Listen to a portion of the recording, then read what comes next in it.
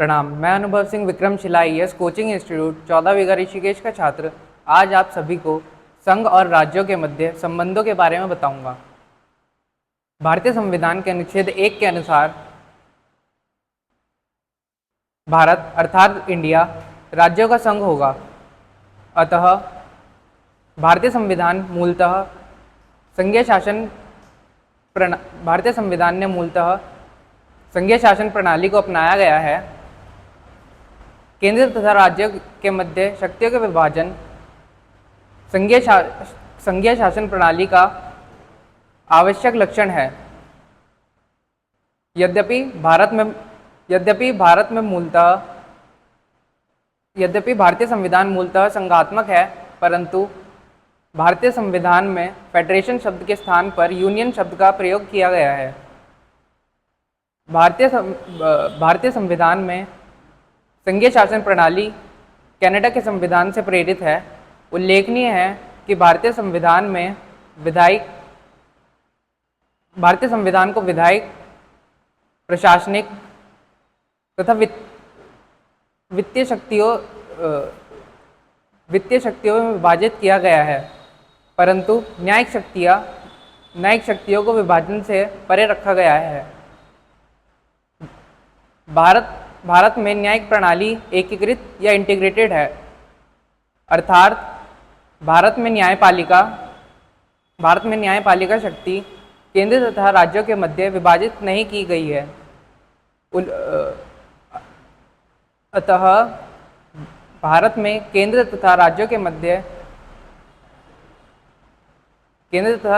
के मध्य शक्तियों को 3 विषयों में विभाजित किया गया है, जिसमें है विधायिक शक्ति या लेजिस्लेटिव रिलेशन आर्टिकल 245 से 255 तक, प्रशासनिक संबंध या एडमिनिस्ट्रेटिव रिलेशंस आर्टिकल 256 से आर्टिकल 263, और वित्तीय संबंध या फाइनेंशियल रिलेशन आर्टिकल 264 से 293। भारतीय संविधान के भाग 11 के अध्याय 1 और अध्याय 2 विधायिक संबंध या प्रशासनिक संबंध के बारे में है, तथा वित्तीय संबंध जो फाइनेंशियल रिलेशन है वो भारतीय संविधान के भाग 12 के अध्याय 1 और अध्याय 2 में है। अब मैं आपको विधायिक संबंध जो भारतीय संविधान के भाग 11 के अनुच्छेद 245 से 255 तक है, उनके बारे में बताऊंगा। अनुच्छेद 245 और 246 केंद्र तथा राज्यों के मध्य शक्तियों के विभाजन के वितरण को विनियमित करते हैं। अनुच्छेद आर्टिकल 247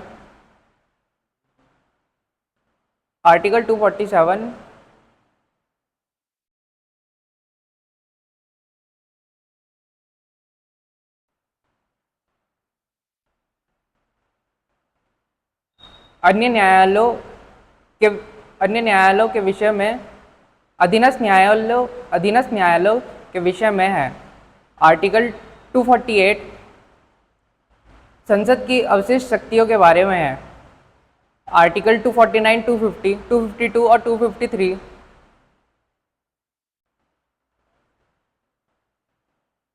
संसद की विशिष्ट परिस्थितियों में राज्य सूची के विषयों में विधि बनाने का अधिकार के बारे में है। अब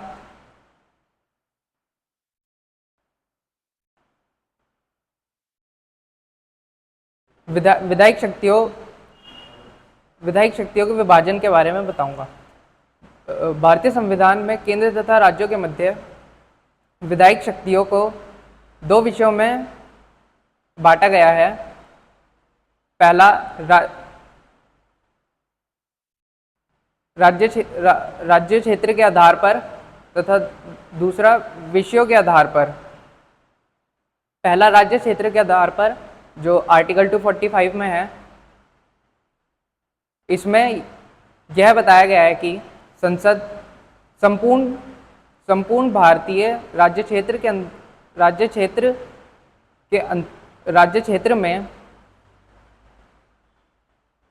क्षेत्र के लिए विधि बना सकती है तथा उसके संपूर्ण भारतीय राज्य क्षेत्र के विषय में एक विधि बना सकती है या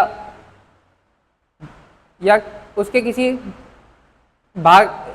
किसी विशेष भाग के लिए विधि बना सकती है तथा राज्य के विधानमंडल अपने संपूर्ण राज्य क्षेत्र या उसके किसी भाग के लिए विधि बना सकते हैं। जो भाग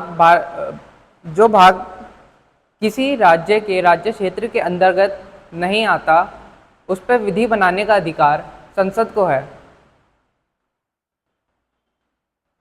यह संसद की अवशिष्ट शक्तियों को दर्शाता है।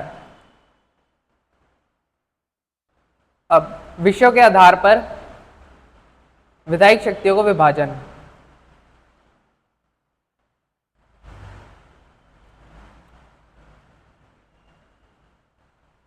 विषयों के आधार पर विधायिक शक्तियों को संघ तथा राज्य सूची में रखा गया है। भारतीय अधिनियम 1935 के अनुसार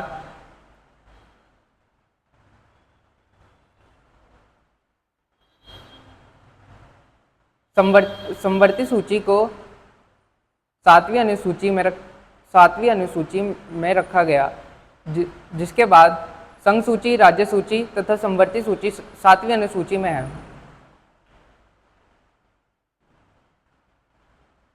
7वीं अनुसूची की प्रथम सूची जो संघ सूची है, उसमें 97 विषय हैं।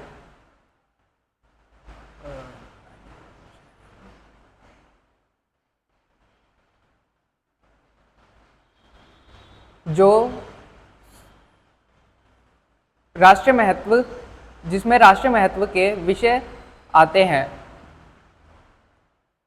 जिस पर विधि बनाने का अधिकार केवल संसद को है। वर्तमान में गणना के आधार पर इसमें 98 विषय हैं, परंतु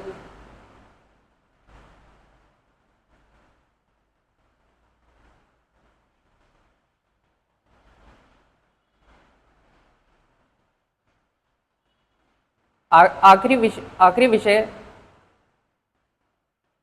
विषय का क्रमांक 97 है।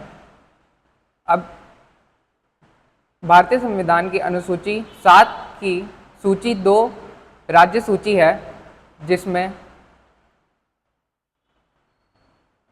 66 प्रविष्टियां हैं।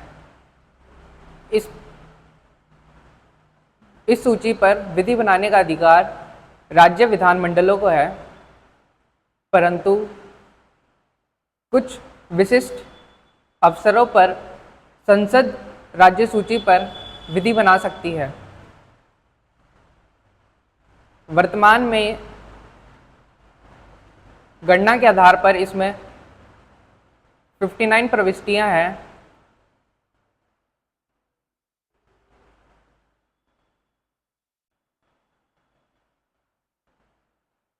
अब इसके बाद अनुसूची 7 की अनुसूची 3 जो संवर्ती सूची है, इस पर विधि बनाने का अधिकार केंद्र तथा राज्य विधानमंडलों दोनों को है, परंतु यदि कोई विधि केंद्र तथा राज्य दोनों बनाते हैं और उनके बीच टकराव होता है, तो संसद द्वारा बनाई गई विधि मान्य होगी। वर्तमान में इसमें 47 प्रविष्टियां हैं। संवर्ती सूची को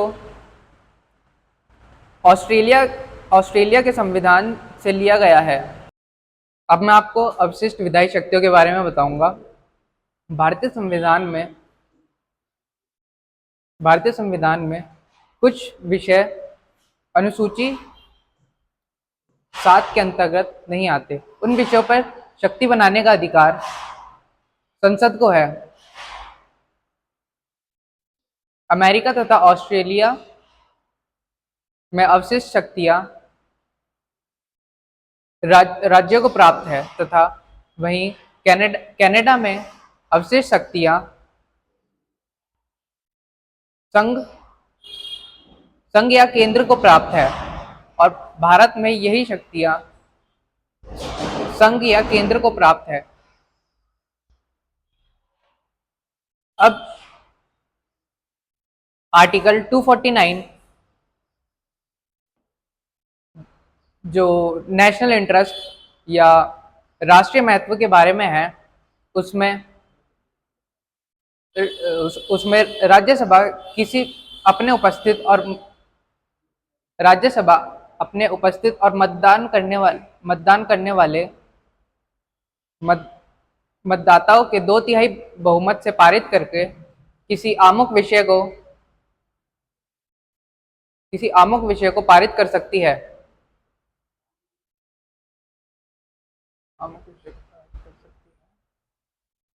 तथा उसकी अवधि 1 साल तक होती है। परंतु राज्यसभा प्रति प्रति 6 माह के बाद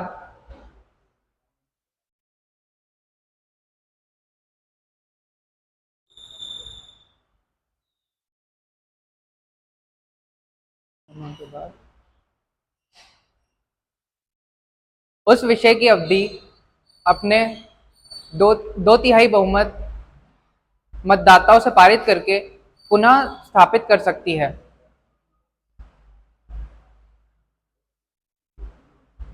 धन्यवाद।